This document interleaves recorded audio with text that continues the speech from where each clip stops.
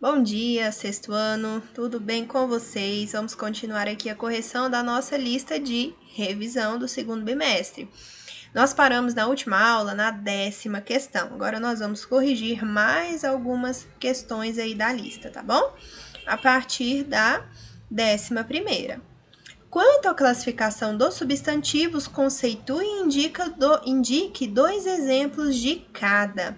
Nós vimos recentemente que a classe substantivo, ela pertence aí, né, ela possui, na verdade, né, diversas classificações. E aí nós vamos trabalhar aqui essas classificações, colocar aí tanto o conceito, né, o que é um substantivo simples, o que é um substantivo composto, abstrato, enfim, e exemplos. Vamos lá?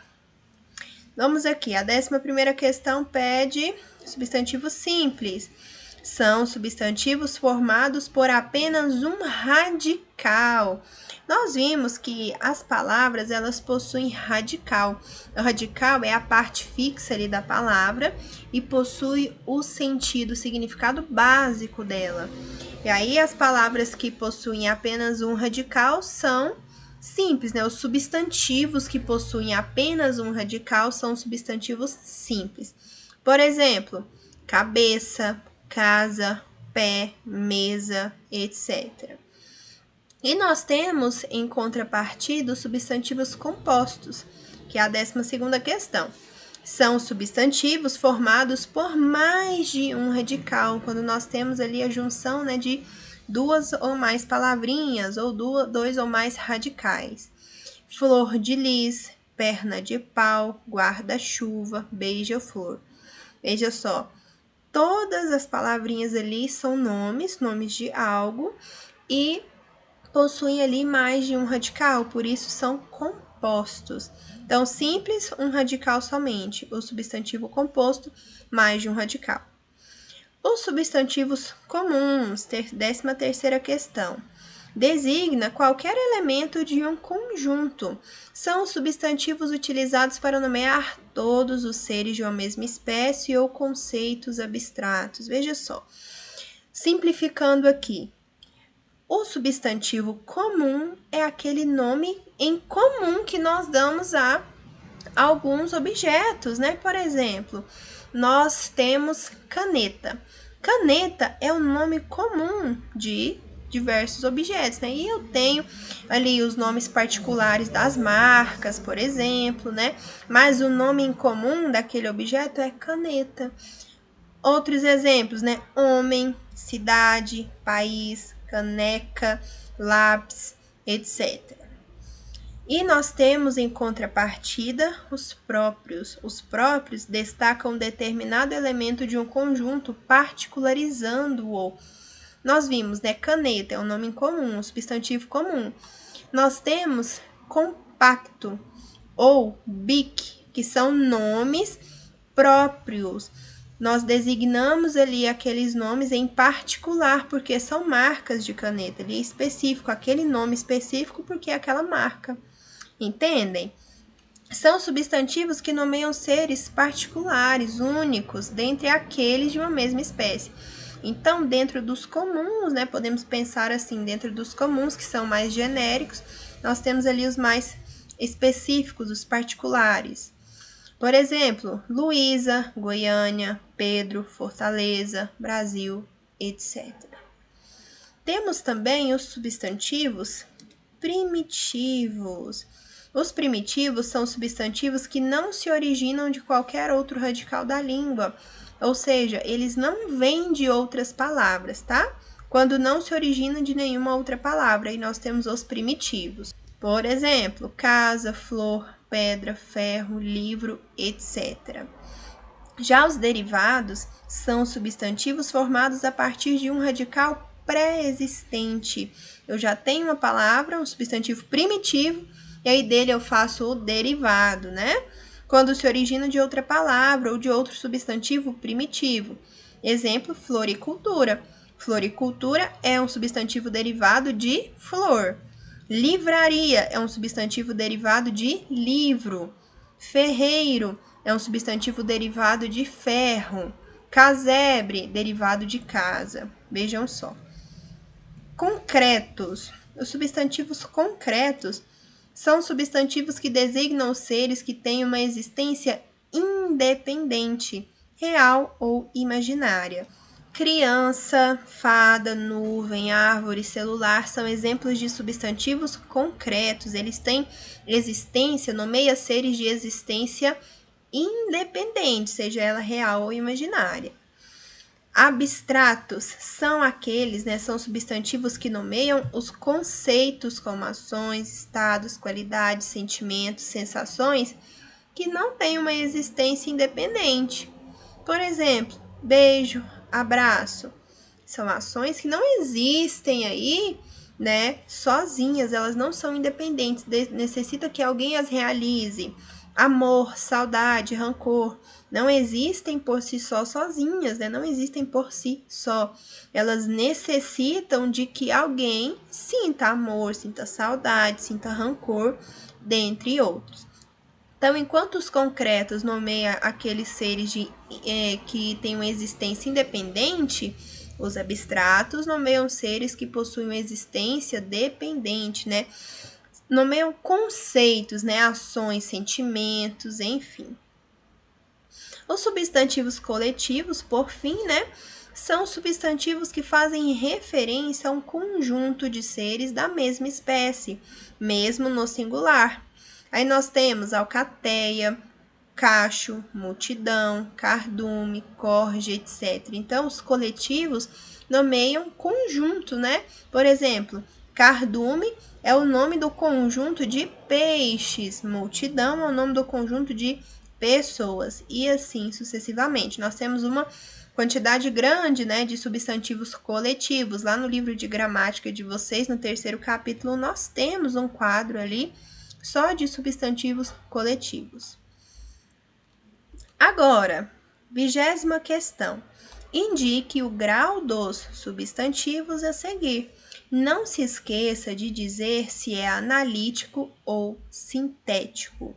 Então, vamos lá. Nós vimos que os substantivos, eles possuem grau, E o grau pode ser aumentativo ou o diminutivo, E aí nós temos também o analítico ou o sintético. O analítico é quando nós temos ali uma palavrinha que auxilia e indica esse grau, ou o sintético é quando na própria palavra nós temos alguma terminação que indica se o grau é aumentativo ou diminutivo. Vamos lá, globinho. Globinho, qual é o grau? Diminutivo. E veja só, é na própria palavra que eu tenho aqui a terminação inho que me indica esse grau. Então, é diminutivo sintético. Agora, B, escola grande. Eu tenho um substantivo, escola, e nós temos o grau aumentativo indicado aqui por uma palavrinha que vai me indicar este grau. Portanto, é analítico, aumentativo, analítico. Letra minúscula. Minúsculo é diminutivo, E mais uma vez, se eu tenho a palavrinha que me auxilia e me indica aquele grau, é analítico. Sintético, voltando aqui na letra A, sintético é quando na própria palavra eu tenho indicação do grau. O analítico é quando eu tenho uma outra palavrinha que está junto ali ao substantivo e me indica este grau, tá? Vamos lá. D, bebezão. Bebezão, nós temos aqui o zão, que vai nos indicar o grau aumentativo, e é o grau aumentativo sintético. Bonitona, aumentativo, sintético também. Livro pequeno, diminutivo, analítico, porque eu tenho a presença aqui de outra palavra. Bonitinho, diminutivo, sintético, porque eu tenho aqui o inho, que vai me indicar aí esse diminutivo. 21ª questão. Fale sobre os gêneros lenda e mito. Aponte as características, as funções e tudo aquilo que lembrar sobre eles. Nós vimos aí, lá mais no início do 2º bimestre, esses gêneros, textuais, lenda e mito, Ambos vêm aí, tem a origem aí, na oralidade, eles vêm em decorrência ali da crença, da cultura de povos, né, povos indígenas, e aí nós temos os mitos gregos, a mitologia romana, nórdica, africana e a indígena, né, como nós vimos também, enfim. Mas aí nós vamos apontar aí aqui as características e também, claro, as diferenças, né, e nós vimos isso lá no livro de língua portuguesa e também no livro Gênero, Leitura e Análise. Então, você pode utilizar os dois aí para construir a sua resposta. Lenda é uma narrativa de caráter maravilhoso, em que um fato histórico se amplifica e transforma sob o efeito da imaginação popular. Origem na oralidade e transmissão oral. O saber que faz parte do folclore de um povo tem de ser transmitido oralmente. Mito é um relato fantástico de tradição oral também, comumente protagonizado por seres que encarnam as forças da natureza e os aspectos gerais da condição humana. Em algumas situações, mito é considerado sinônimo de lenda, mas nós, como o nosso livro diferencia isso, nós vamos tratar como gêneros diferentes, né? Narrativa acerca dos tempos heróicos que geralmente guardam um fundo de verdade. Então, pessoal, o mito, ele vai tratar ali da origem dos acontecimentos ou do surgimento de algo ali que até então as pessoas não tinham ali conhecimento, né? Aquela cultura não sabia de onde vinha, por exemplo, a Vitória Régia. Aí, então, eles construíam ali uma narrativa fantástica, né? Um relato fantástico a respeito ali da origem daquilo, ou a origem da noite, né? Enfim, para explicar aquilo que até então eles não entendiam, né? A lenda também vem aí da oralidade, vem da cultura daquele povo, mas falando ali, né, sobre as suas crenças, sobre alguns personagens folclóricos, né? Nós temos a lenda do Saci Pererê, por exemplo, nós temos a lenda do Curupira, enfim. Agora, vamos aqui para a 22ª questão. Em qual das alternativas as palavras apresentam, respectivamente, um hiato, um ditongo e um tritongo? Pessoal, o que é hiato, o que é ditongo e o que é tritongo? O hiato, nós vimos que é o desencontro vocálico. Hiato é quando nós temos ali duas vogais que nas palavras estão juntas, mas que na palavra estão juntas, mas quando nós separamos as sílabas, elas estão em sílabas distintas, até porque na sílaba só pode ter uma vogal. Às vezes nós temos o encontro de mais de um som vocálico, mas nós temos ali a vogal e a semivogal, certo? Então, na vogal só pode ter apenas a sílaba, né? Nós podemos ter apenas uma vogal. Quando nós temos duas vogais ali, elas ficam em sílabas distintas. Então, essa separação, esse desencontro é chamado de hiato. O ditongo é quando nós temos a presença de uma vogal e uma semivogal na mesma sílaba. A ordem tanto faz, pode ser primeiro uma semivogal e depois uma vogal, ou uma vogal e uma semivogal depois. E o tritongo, por sua vez, é a presença de uma semivogal, uma vogal e uma semivogal. Veja só, aí a ordem tem que ser essa, uma semivogal primeiro, depois uma vogal e depois outra semivogal, tá bom? Então, vamos lá. Nós temos aqui a diáspora, Balões, Paraguai. Nós podemos separar as sílabas, né, para ficar mais fácil. Se nós separarmos aqui as sílabas, né, de diáspora, nós temos aqui di, depois as, porá. Veja só o que acontece aqui. Nós temos duas vogais que na palavra estão juntas, mas quando eu separo as sílabas, cada uma fica em uma sílaba, né? É hiato. Então, nós já temos o nosso hiato aqui. Veja, aqui está falando respectivamente, porque tem que seguir essa ordem aqui. Primeiro hiato, depois ditongo e depois tritongo, tá? Então, nós já vimos que aqui tem o hiato. Balões. Balões. Veja, essa sílaba, essa última sílaba, ela é maiorzinha, né? Mas ela sai toda em um impulso de voz. então é sílaba. E ali nós temos a presença de uma vogal e de uma semivogal, balões. Veja que nós temos a vogal e aqui a semivogal. Então, aqui é ditongo. E por último, Paraguai. Aqui por último, nós temos uma sílaba que possui uma semivogal, uma vogal e outra semivogal. Então, é tritongo. Então, na letra A, nós já encontramos a nossa resposta, tá? Letra A, nós temos um hiato, ditongo e tritongo, respectivamente. Aí, nós temos saíram, aqui tem um hiato, ó. Ruim. Nós temos ali a presença de outro hiato. Paraguai, nós temos a presença do tritongo. Então, aqui é hiato, hiato. Já sai ali da ordem que foi pedido, né? Caetano, que nós temos a presença de um ditongo, né? Caetano.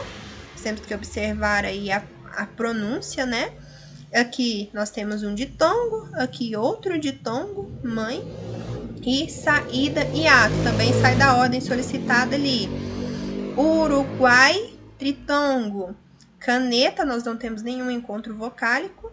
Cachorro, também nenhum encontro vocálico. Nós temos apenas dígrafos aqui. Então, letra A é a nossa resposta da 23ª questão, tá? Vamos agora para a 22ª. Agora, nós vamos para a 23ª. Vamos lá. O que é texto? O texto é uma atividade interacional comunicativa ligada a uma situação específica, ou seja, um contexto. Então, o texto, nós utilizamos o texto para falar e também utilizamos, né, na escrita. Texto, ele é utilizado ali na interação comunicativa, né, na nossa comunicação. Nós nos comunicamos através, por meio de textos. Manifestação de ideias do autor, manifestação da linguagem ou a intenção de transmitir uma informação para alguém. Então, são conceitos aí do texto que eu trouxe. No livro também nós temos, tá bom? É sempre vocês estudarem aquilo que está no livro de vocês, mas eu trago outros conceitos para complementar a resposta de vocês, para melhorar o entendimento, tá? 24. O que é parágrafo? Veja só, o texto, né? Alguns textos são divididos em parágrafos, né? E o que são esses parágrafos? São blocos, né, de ideias estreitamente relacionadas. É iniciado com o recuo de margem no seu primeiro enunciado, que se inicia com letra maiúscula. Então, parágrafo, lá nós devemos ter um recuo, né, um espaço paragrafal, e a primeira letra ali do enunciado tem que ser maiúscula. É a divisão de um texto escrito, indicada pela mudança de linha, cuja função é mostrar que as frases aí contidas mantêm maior relação entre si do que com o restante do texto. Então, é um bloco de ideias que estão relacionadas, tá bom? Estritamente relacionadas. E 25, a última questão que nós vamos corrigir aqui nessa videoaula, o restante vai ficar para a semana que vem, tá? 25, marque a alternativa em que não há tritongo. Nós temos averigou, saguão, boiada, iguais. Nós temos que observar se na mesma sílaba, ou seja, no mesmo impulso de voz, nós temos a presença de uma semivogal, uma vogal e outra semivogal, né? Esse é o conceito de tritongo. Vamos lá. Averigou. Veja que essa última sílaba ela é pronunciada toda de uma vez, né? Aqui eu tenho uma semivogal U, a vogal O e outra semivogal U. Então, é um tritongo. Nós temos que marcar a opção em que não há tritongo. B, saguão. Mais uma vez, nós temos aqui 2 sílabas e na última sílaba eu tenho a presença do tritongo. Professora, mas aqui é o O e nós vimos que semivogal tem som de I e U. Sim, a letra ali é O, porém o som é U. Saguão, se você pronuncia aí você vai observar, o som ali é U, e nós vimos que a semivogal é o som. Às vezes ele é representado por uma letra que é a letra U, às vezes é a letra O, às vezes é até o N e o M, né? Que aí no caso não são consoantes. Ou o L, né? Na verdade, o L também pode ser utilizado aí também como a semivogal U, porque o que importa para nós é o som, ok? C, boiada. Veja só, nós temos ali boiada. Boi é uma sílaba, nós temos a outra sílaba, de a outra sílaba. Aqui nós temos a presença de um ditongo e não tritongo. Então, é a nossa resposta, letra C. De iguais, aqui nós temos o tritongo, tá? Pessoal, vamos ficando por aqui, encerro essa videoaula. E qualquer dúvida, estou disponível, tá bom? Para atendê-los lá no WhatsApp, pode me procurar. Não deixe de corrigir a sua lista, não deixe de responder as atividades, de mandar para o e-mail maxnayara@yahoo.com, tá? Até a próxima aula, desejo que vocês tenham um ótimo dia e um excelente final de semana.